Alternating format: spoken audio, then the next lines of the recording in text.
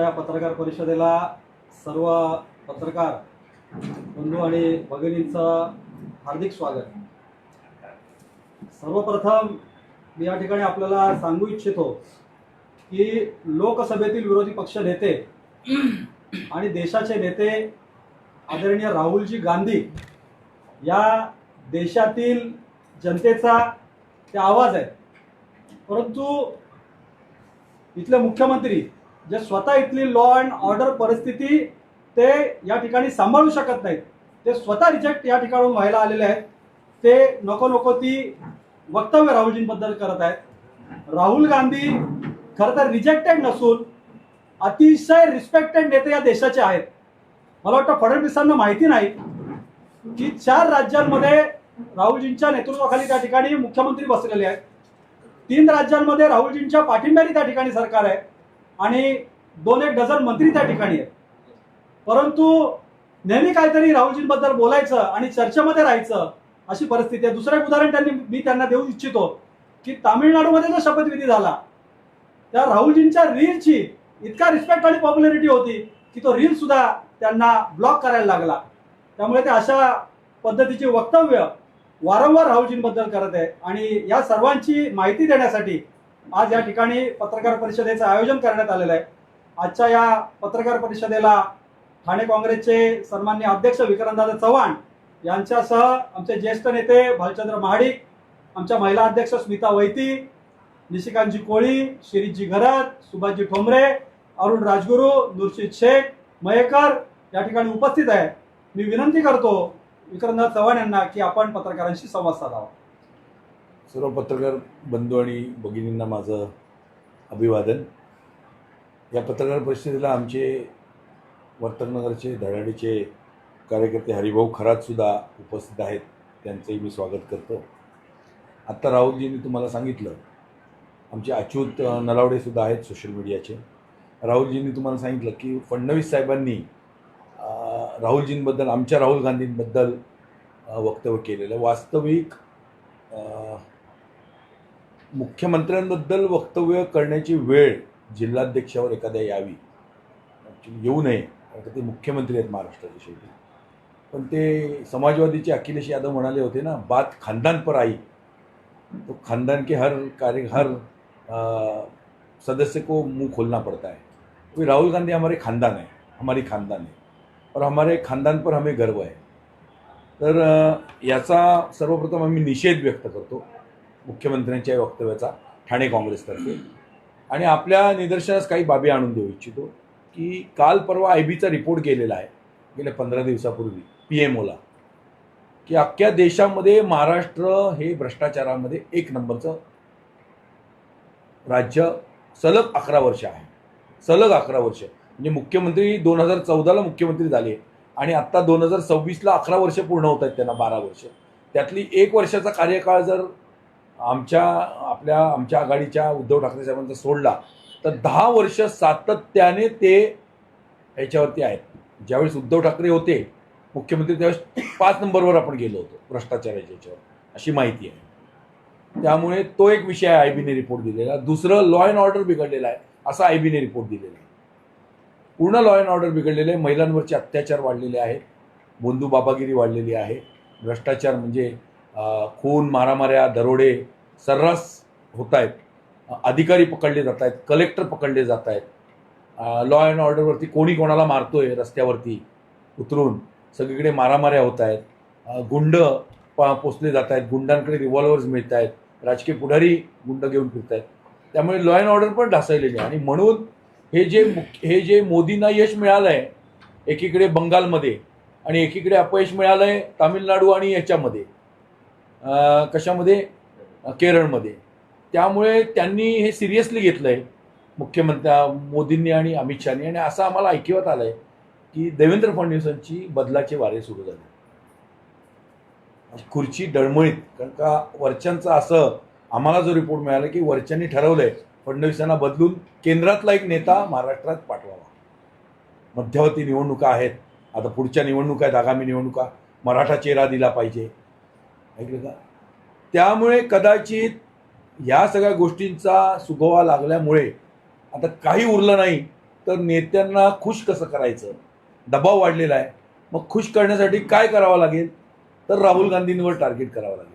वास्तविक राहुल गांधी हे देशाचे नव्हे तर जगाचे नेते आहेत. जिथे राहुल गांधी जातात गर्दी खेचतात. रशियामध्ये जाऊ द्या, अमेरिकामध्ये जाऊ द्या, इजिप्तमध्ये जाऊ द्या, अगदी सगळीकडे ते गर्दी खेचतात. कन्याकुमारी टू काश्मीर त्यांनी जी यात्रा केली त्यांनी करोडोची लोक जमवली. आज कन्याकुमारीला तुम्ही जा किंवा काश्मीरला तुम्ही जा, या महाराष्ट्राच्या बाहेर राजस्थानला तुम्ही जा, सामान्य माणसाला विचारलं देवेंद्र फडणवीस कोण तर कोण ओळखणार नाही, कोणी ओळखणार नाही. पण राहुल गांधी कोण, तर यस नेता आहे.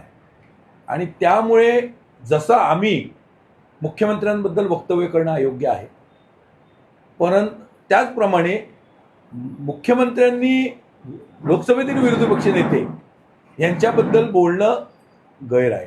तुम्ही विधानसभेत तुमच्या लोकांशी भांडता, तुमच्या लोकांना उत्तरं देता, विधान परिषद देता, समजू शकतो. परंतु लोकसभेत तुम्ही बोलता राहुल गांधींबद्दल, समजू शकतो, कारण का तिथे ते कामकाजातून काढलं जातं. बाहेर जेव्हा तुम्ही वक्तव्य करता त्यावेळेस तुम्हाला व्यवस्थित पुरावा पाहिजे. मी कसं म्हटलं, आम्हाला ऐकिवत आहे, तर तुम्हाला पुरावा पाहिजे की राहुल गांधी रिजेक्टेड आहेत. राहुल गांधी इलेक्टेड आहेत. राहुल गांधी कोसा पलीकडे जाऊन निवडून आले केरळला. यांनी नागपूर सोडून मुंबईमधून निवडून येऊन दाखवावं. यांनी नागपूर सोडून मुंबईमध्ये निवडून येऊन दाखवावं. आणि त्यामुळे आणखीन एक त्यांच्यावरती आरोप असा होतोय की हल्ली काही दिवसामध्ये ते विरोधी पक्षांचे प्यादे झाले देवेंद्र फडणवीस. तुम्ही बघा, विरोधी पक्षातल्या लोकांना ते सहसा हल्ली जरा जवळ करतायत सगळ्याच. म्हणजे स्वतः काहीतरी अंतर्गत विरोध वाढल्यामुळे फक्त काँग्रेसवाल्यांना काही ठिकाणी टार्गेट करतात. आता आम्हाला टार्गेट करतील, आणखीन कोणाला आमच्या काँग्रेसवाल्यांना टार्गेट करतील. पण बाकीचे जेवढे विरोधक आहेत, आता उद्धव ठाकरे आहेत किंवा शरद पवार गट आहे, यांना सगळ्यांना ते जवळ करतायत. आणि तो आरोप त्यांच्यावरती कुठेतरी होतोय.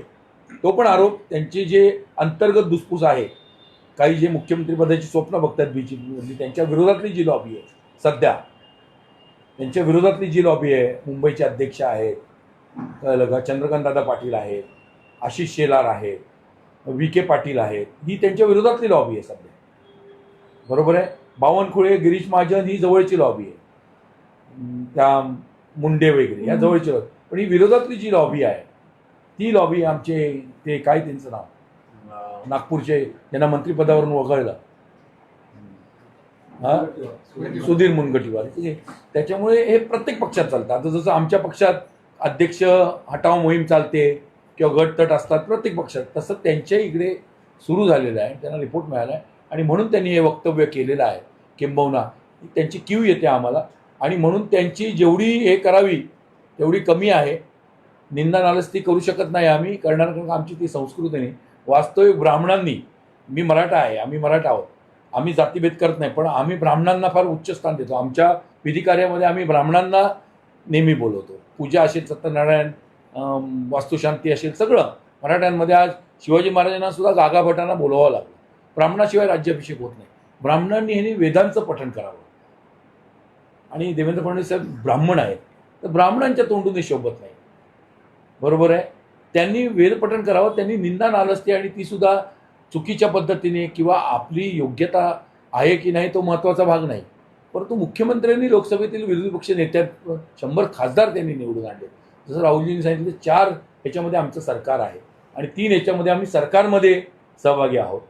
तर 8 राज्य जिथे आमच्याकडे आहेत, आज त्यांच्याकडे 12 असतील, 14 असतील, येणाऱ्या काळात ती बदलतील सुद्धा.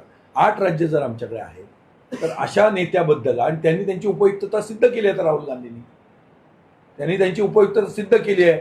जेवढे आता विषय निघाले, आता महागाई, टंचाई आहे, कदाचित भ्रष्टाचार, महागाई, ही जी टंचाई, ह्याच्यावरती सुद्धा पडदा ठेवण्यासाठी कदाचित लोकांचं दुर्लक्ष व्हावं म्हणून सुद्धा हे आलंय. प्रत्येक फ्रंटवर देवेंद्र फडणवीसांना अपयश आलंय. मग त्याच्यामध्ये जातीय सलोखा राखणे किंवा हे देणे, काय बोलतात त्याला, आरक्षण देणं, हे झालेलं आहे. बाकीची किंवा विकास कामं आहेत, शेतकऱ्यांचा प्रश्न आहे, शिक्षणाचा प्रश्न आहे, महागाईचा प्रश्न आहे, ते रोखू शकत नाहीत. अर्थात त्याच्यात केंद्राचाही भाग असला तरी यांचाही भाग आहे. कारण का भ्रष्टाचार म्हटला की पैशाचा अवयव, जनतेच्या पैशाचा अवयव, म्हणजे नीटचा विकास होत नाही. आणि म्हणून कदाचित त्यांनी हे वक्तव्य केलेलं आहे आणि या वक्तव्याचा करावा तेवढा निषेध कमी आहे.